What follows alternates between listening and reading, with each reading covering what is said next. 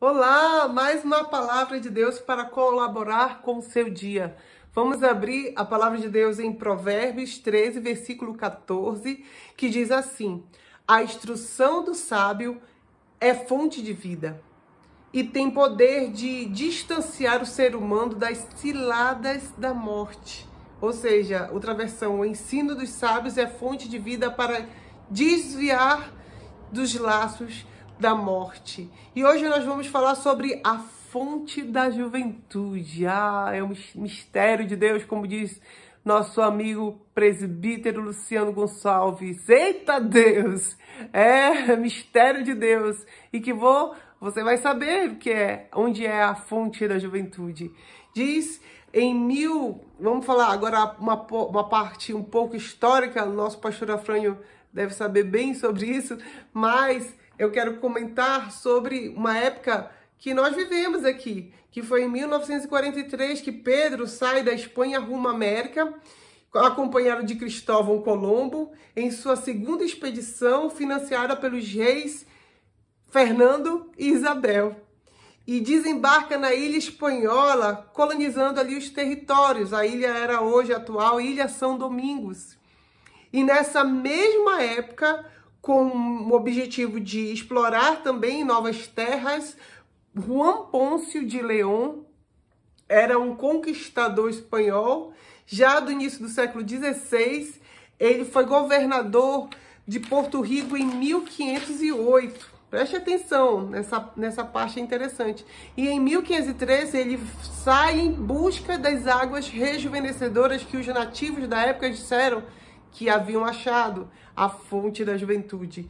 E ele vai atrás na descoberta da existência da fonte da juventude. E diz a lenda que dos nativos, né, que ela ficava no Jardim do Éden. E ele foi atrás, só que na segunda expedição ele morre, atacado por uma tribo ali, que acerta nele uma flecha envenenada. Ele acaba falecendo com 61 anos apenas. Depois leia sobre ele, é interessante a história. E a gente vê que hoje as pessoas buscam, exploram e correm atrás das águas rejuvenescedoras, né, da fonte da juventude. E há também um cientista vamos dizer, mais para a nossa época aqui, o Juan Carlos Belmonte, também espanhol, dizendo que ele está na direção da cápsula da juventude ali, é um cientista. E outros cientistas, né, tantos hoje, principalmente as mulheres, né, querem achar a cápsula da juventude, os ácidos aí para rejuvenescer seu rosto, sua pele, seu corpo. E, claro, se cuidar não é errado, né? Nós temos que nos cuidar sim, temos que dar um trato em nossas vidas. Mas o mais interessante que desde essa época, há muito tempo, né? Com certeza as pessoas procuram essa fonte. Mas eu achei, biblicamente, vamos dizer, Abraão, ele foi o início da igreja. E ele diz a palavra de Deus que a sua esposa Sara, com 91 anos, concebeu. E diz a palavra que em Gênesis 21:5, Abraão era de idade de 100 anos quando seu filho Isaque nasceu. Sara já havia até cessado ali sua, vamos dizer, menstruação, mas Deus ali fez eles rejuvenescerem. Aí eu fiquei, poxa, como foi isso? Aí em Josué, presta atenção esse outro homem também, que é interessante, esse outro servo de Deus. Em Josué 14:11 diz que Caleb, com 85 anos, ele diz aqui na palavra do Senhor, que como antes era a minha força, ele recebeu a promessa de Deus com 40 anos para conquistar a sua terra. E 45 anos depois, ele estava com 85 anos, diz aqui, assim é a minha força agora para guerrear. Ele tinha a mesma força de 40 anos depois de 45 anos. Como isso? Eles acharam a fonte da juventude? Vamos ver aqui na palavra de Deus. Deuteronômio 32:2 diz assim: caia a minha doutrina, destile a minha palavra como orvalho, como chuvisco sobre a relva e como chuvas da relva, a relva. E hoje aqui em Curitiba a chuva tem vindo bem fina, e o nosso amigo o Seu Correia aqui embaixo, ele fala muito sobre a chuva de inverno, que ela desce fina e ela vai simplesmente regando a terra para fazer com que a semente cresça, a chuva de inverno. E eu trazendo para a palavra de Deus, né, essa chuva fina, sem barulho, constante, é a doutrina que a Bíblia fala, caia a doutrina sobre nós, né? Caia a doutrina, destile a palavra de Deus como orvalho, ela desce suave em nossos corações, a chuva fina vai descendo suave, é uma chuva contínua e ela é necessária para a plantação e para as colheitas. E hoje estamos numa geração que ela é do oba-oba, é uma geração que quer a resposta para ontem e Deus, o Senhor, tem que me dar a resposta para hoje. Não, tem que ser para ontem. É oba-oba. Aí eu não quero culto porque não. Eu vou para casa do fulano, para casa do Beltano e assim vai. Uma vez eu lembro que eu fui no evangelismo na época do congresso de escatologia. Fomos evangelizar, levar o nosso congresso para que nós fomos lá no teatro, né, que foi o congresso. E nós levamos para vender os ingressos e tudo mais. E eu lembro que eu entrei numa certa denominação que o pastor disse que eu já estava salva e que eu não precisava mais, vamos dizer, me reconciliar a Deus, porque Deus já tinha me reconciliado pelos meus pecados futuros. Isso é antibíblico. Quando eu ouvi isso, eu fiquei, bom, não acredito que ele está ensinando esse tipo de ensinamento, porque a Bíblia não fala sobre isso. A Bíblia fala que a gente tem que ser regado e vamos desenvolvendo a nossa salvação e vamos amadurecendo.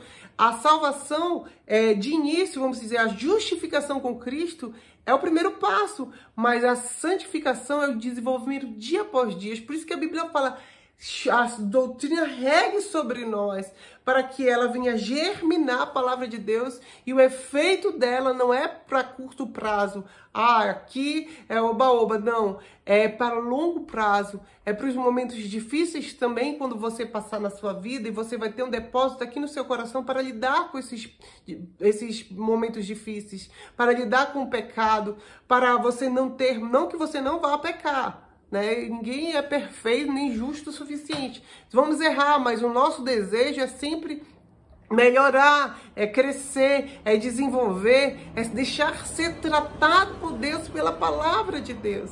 E essa palavra, a doutrina, quando ela nos rega, ela nos faz crescer, ela nos faz rejuvenescer, ela nos faz, em vez de nos tirar da presença de Deus, nos ficar balançando, ela nos faz nos firmar mais e mais, porque a raiz vai entrar e vai nos fazer crescer. E os ensinamentos de Deus, a graça de Deus, a doutrina, ela faz isso, ela rejuvenesce. Com o tempo, coloquei aqui, ó, o seu efeito vai germinando dentro da nossa alma e causando mudanças contínuas em nossas vidas, em toda a nossa vida, até aquele dia do arrebatamento ou o dia que Deus permita nos levar. E essa foi a proposta de Deus desde o início de Abraão, porque ele fala aqui, ó, ele deu a palavra a ele, não tinha lei, era na consciência, e ele obedeceu, ele mergulhou na fonte da juventude. E em Isaías 58 diz assim: o Senhor te guiará continuamente, satisfará tua alma na terra seca e dará vigor aos teus ossos.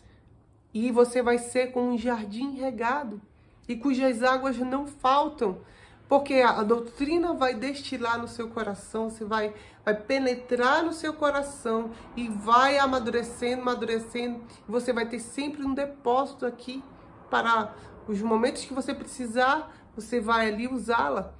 Essa é o ensinamento de Jesus, é o ensinamento bíblico. Só ler a Bíblia, é só ler a Bíblia para você desviar desse comércio que há. Você lê a Bíblia, preste atenção, vá ao culto de doutrina, meu querido. Não falte de jeito nenhum. Você perdeu o culto de doutrina, você perde um tesouro maravilhoso. É opcional, não é obrigado, né? Mas a Bíblia fala que o Senhor nos dá um conselho, né?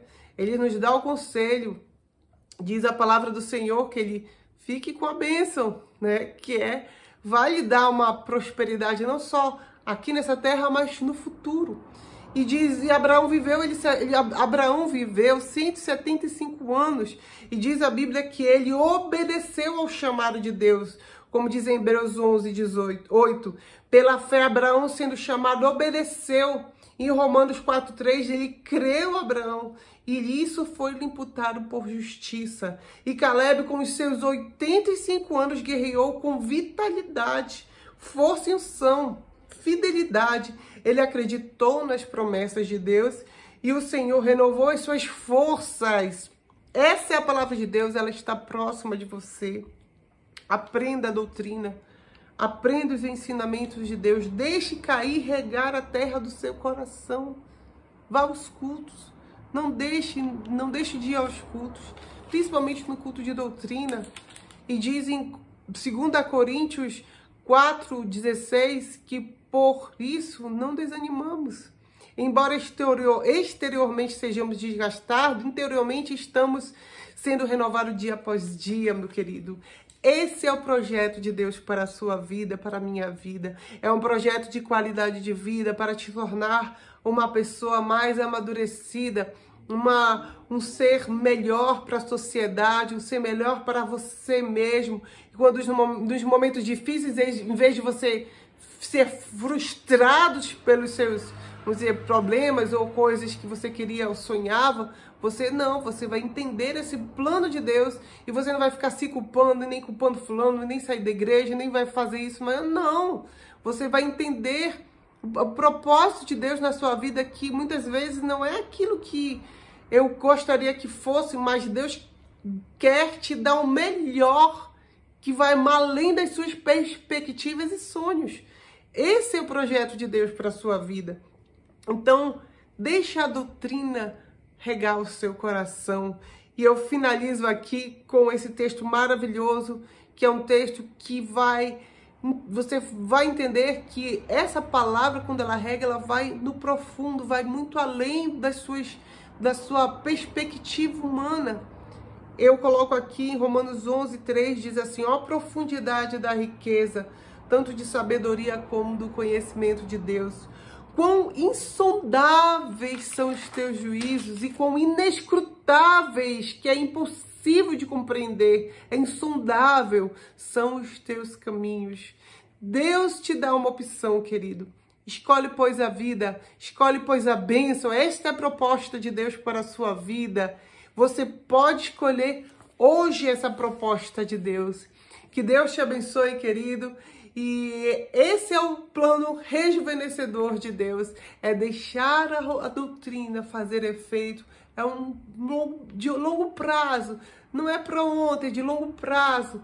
E essa palavra vai trazer rejuvenescimento na sua vida. O tempo vai passar, mas a Bíblia fala que Deus vai te dar força como das águias para subir sobre tantas tempestades que nos vêm sobre a terra. Amém? Que Deus te abençoe e que você, pelo conselho de Deus, aceite essa proposta que Deus tem para a sua vida. Amém?